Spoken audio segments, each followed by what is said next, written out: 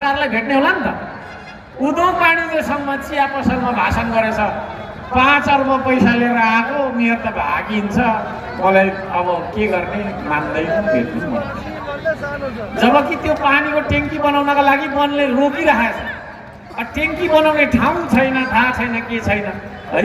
अनि उसले दिन खोजेको चाहिँ ऋण रहेछ। फेरि धरानलाई मैले ऋण बोकाइनँ। धरान दाजुभाइ दिदीबहिनीहरूले ताली बजाउनु पर्छ क्या। ऋण बोकाउन चाहेको भए मैले चाहेको भए ऋण बोक्नुहुन्थ्यो। 6 अर्ब भनेको 600 करोड ऋण हो।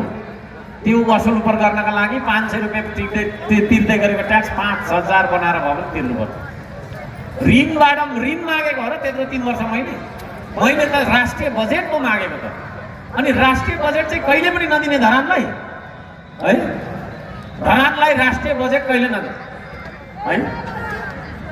30 लाखको बाटो, 5 लाखको बाटो, 8 लाखको बाटो यस्तो दिएर हुन्छ।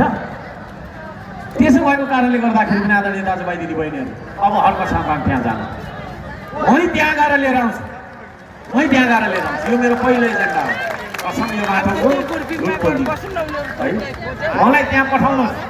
हाम्रो श्रम संस्कृतिको सरकारले सप्तकोशीको पानी लिएर खुवाउँछ। कुरा बुझ्नुभयो नि? बोल्दैन यो मान्छे, कमिसन पनि खाँदैन। फेरि यहाँ त त्यस्तो रहेछ नि त, 2 अर्ब कति करोड के अरे 29 लाख कि कतिको त यहाँ पनि तपाईँको आयोजना